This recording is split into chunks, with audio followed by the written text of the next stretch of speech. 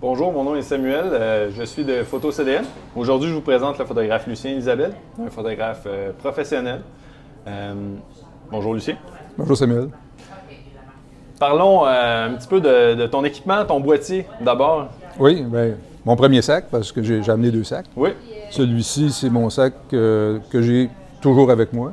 OK. Donc, qu'il arrive n'importe quoi, je suis prêt à faire une photo. OK. Alors, j'ai un boîtier Canon 5D Mark II qui est comme mon boîtier backup. Alors, c'est un plein capteur, 21 mégapixels. Je travaille beaucoup avec la 100 mm. C'est un objectif que j'aime beaucoup, 100 mm macro. Ça me permet de rapprocher des choses autant en photographie aérienne qu'en photo de rue, en photographie d'œuvres d'art également. Je m'en sers, c'est l'objectif que je me sers régulièrement. C'est un très bel objectif, beau piqué.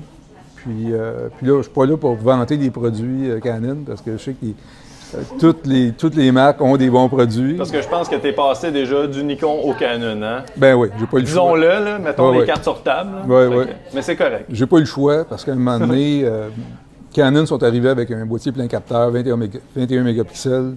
Il n'y avait rien d'équivalent chez Nikon à l'époque. Alors, j'ai fait le transfert. Puis ici, on voit tes photographies aériennes parce que tu es Oui. spécialisé en photographie aérienne, entre autres. Oui. C'est souvent l'objectif que tu utilises dans ces circonstances-là. je pense. Oui, pour mes photos personnelles, oui, j'utilise cet objectif-là. Je trouve que j'ai un beau piqué à une hauteur de entre 500 et 1000 pieds. J'ai toujours un bel... ça me permet de faire des beaux cadrages. OK. Ensuite, 50 mm 1.4. Oui, USM. 50 mm 1.4, très bel objectif lumineux, très net. Ça me permet encore là de faire quand je me promène à pied puis je vois des choses. C'est vraiment l'objectif On qui appelle est ça le fun. photographie de rue. Là. Fait que quand tu te Ouais. promènes, Ouais, prise sur le vif, c'est ça. tu peux utiliser cet objectif-là. Soit des gens, soit tout simplement des compositions urbaines. Ce que je vois, finalement, c'est comme un côté de continuer à se pratiquer, à faire de la photo. Moi, je me dis toujours que il faut pas arrêter, il faut toujours en faire. C'est une façon de se pratiquer. Puis quand tu arrives devant la bonne shot, ben, tu es prêt, tu fais quelque chose de bien.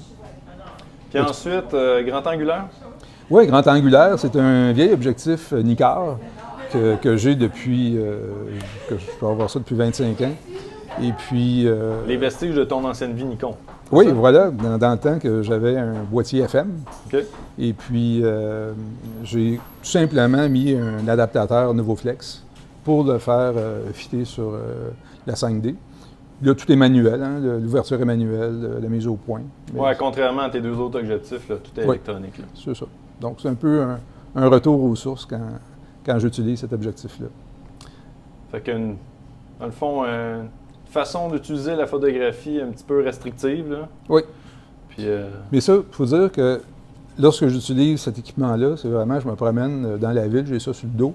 Donc, il ne faut pas que ce soit trop pesant, parce que si on met un sac trop pesant, ben on vient on se fatigue, puis celui-là, c'est plus le fun. ouais, question de pesanteur. On va voir ton autre sac. Oui, on va passer au deuxième sac. Allons-y.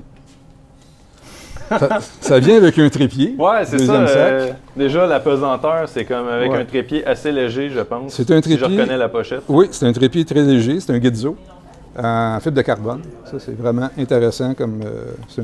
il l'appelle le Traveler, puis c'est vrai, on l'amène en voyage, ce trépied-là, il est très intéressant. Il prend pas de place, il est très léger. Il est à la fois court puis il est très très robuste à cause de la Oui. grosseur du tube. Là. Oui. Ça, c'est intéressant. Bon. Ensuite, ça, c'est Ça là, le boîtier principal. le boîtier principal. Là, on est dans le 5D Mark III. 5D Mark III avec...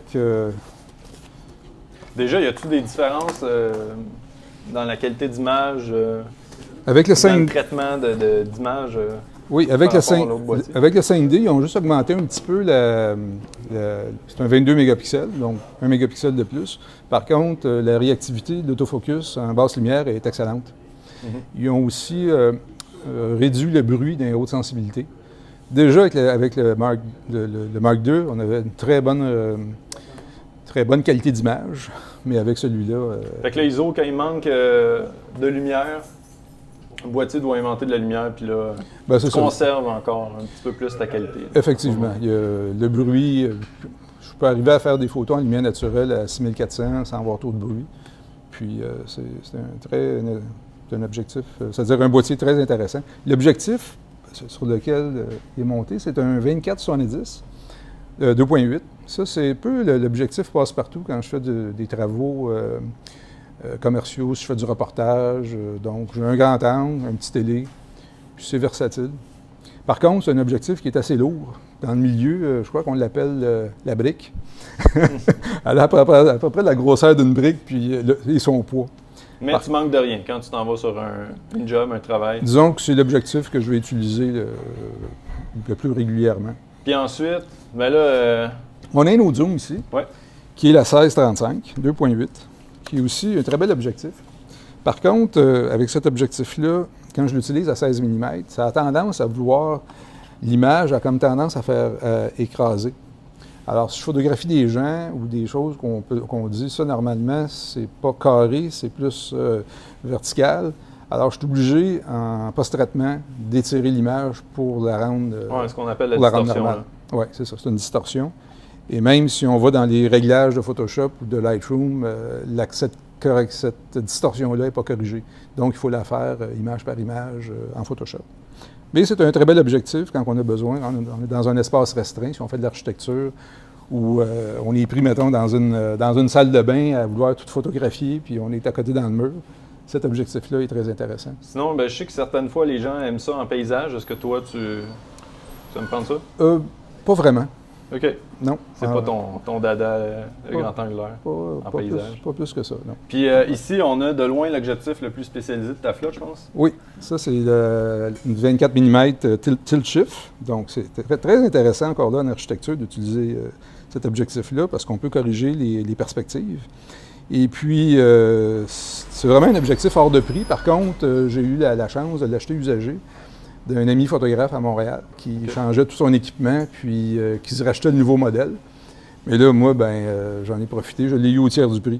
Et c'est un très bel...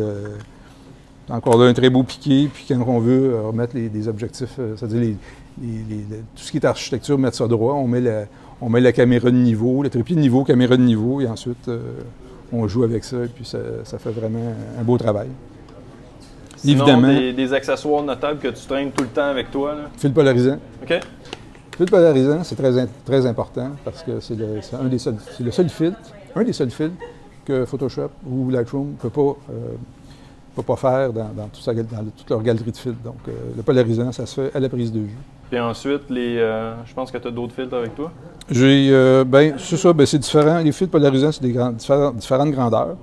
Puis, j'ai également un GPS qui, lui, va être utilisé spécifiquement en photographie aérienne pour savoir si à un moment donné, je vois un endroit qui est vraiment superbe. Puis, avec la donnée GPS, ça me permet de retourner à cet endroit-là facilement. Alors, on met ça là et on le met à on, ça fonctionne. En finissant, Lucien, si jamais tu avais à partir sur une île déserte, dis-moi un boîtier, une lentille avec lequel tu partirais, l'équipement qui te ferait rêver. C'est une bonne question. Disons que si j'ai pas de limite de budget, j'irais probablement avec un boîtier Hasselblad. C'est un style de boîtier avec lequel je travaillais avant de passer au numérique. Alors, ça serait intéressant de travailler avec un boîtier... Avec des résolutions vraiment élevées dans ces boîtiers-là, puis le capteur qui est beaucoup plus gros qu'un capteur plein format. Effectivement. Si je me rappelle bien, à peu près 2 fois la grosseur. Ça, c'est... Puis, quelle lentille tu aimerais là-dessus? Quelle lentille tu utilisais avant? Quel objectif probablement un petit téléobjectif. L'équivalent peut-être d'une 85 ou d'une 100. Donc, à peu près une 150. Ouais. OK. Ouais, j'avais déjà une 150 sur mon ancien boîtier. C'est avec cet objectif-là que je faisais à peu près toutes mes photos aériennes. Et probablement une normale. De toute façon, on n'a pas de problème de budget. Là. Une 80 puis une 150. Ouais. Excellent. Merci, Lucien, d'être venu. Merci, Samuel.